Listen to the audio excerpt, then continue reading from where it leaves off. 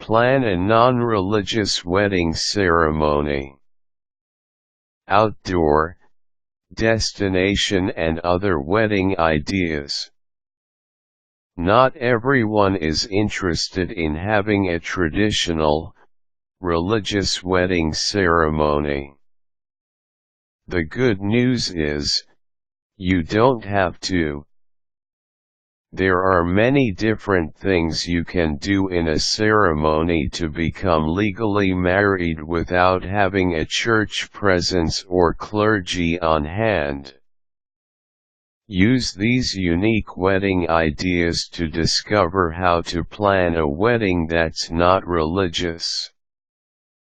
Decide what you want. It is imperative that you both agree to have a non-religious ceremony.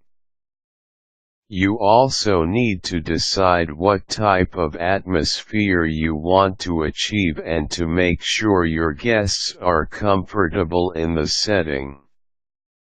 Outdoor ceremony. This is becoming an increasingly popular option.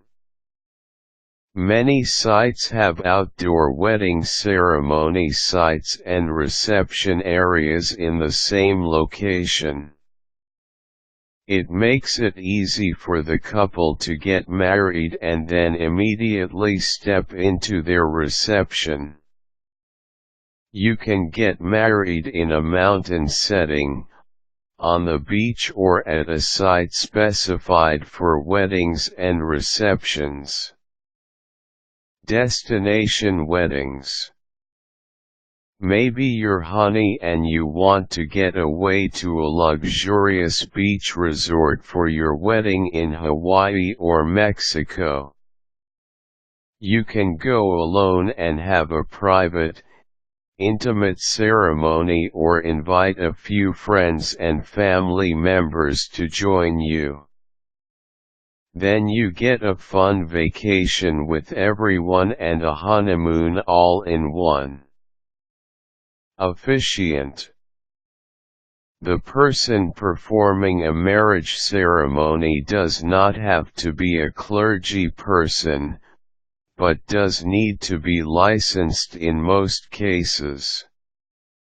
Each state has different requirements for who can conduct ceremonies. Check with your state to make sure your marriage is legally valid. Ask the management at your reception location if they have a list of local officiants to interview, or you can do an internet search to find a non-religious officiant. If you opt to have a friend or family member conduct the ceremony, be sure to give him enough advance notice so that he can meet whatever certification requirements will make your ceremony legally valid. Creative ideas. What do you really love to do as a couple? Use your imagination in this consideration. If you both love to hike, you may want to get married on a mountaintop. Love to whitewater raft? Maybe you can get married riverside after a Class 4 river trip. Don't forget to take your guests into account when considering these options. Grandpa may not be able to make the trip but could be devastated if he weren't involved. Keep it simple. Not only are alternative ceremonies more fitting for some couples, they are often much cheaper too. Saving money on the church and live music can save a bundle. Remember the wedding elements. These will not be ideal if you are getting married while bungee jumping off a bridge, but if you are having some type of formal ceremony, You can follow these typical wedding tips. Processional.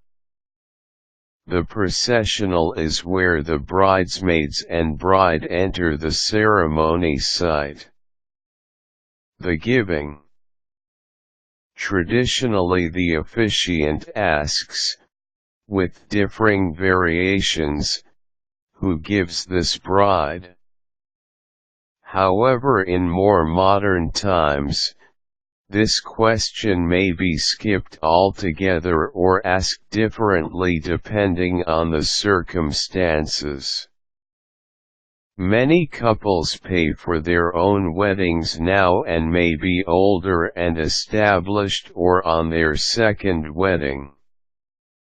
Therefore the father may not be giving her away. An opening reading. This can be a poem or a saying from a favorite book. A friend or family member are good people to choose for the reading. Words of marriage. Typically the officiant will say a few words on the meaning of marriage and can even discuss what marriage means to the couple. Vows. The officiant can just ask if you take each other in marriage and you can reply with a simple I do, or you can expand on this area by saying your own vows you have written ahead of time. Exchange of rings. This is the part of the ceremony where the bride and the groom give each other a ring to signify their unity. Lighting of unity candle. This is an optional piece.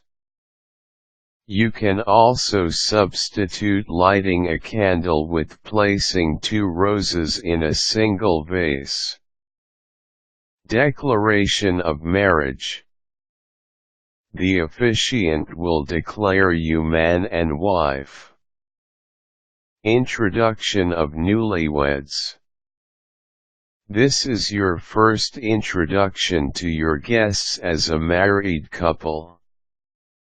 No matter how you decide to get married, use these tips when planning a wedding to make sure it is as unique as you are, but also make sure it's in good taste.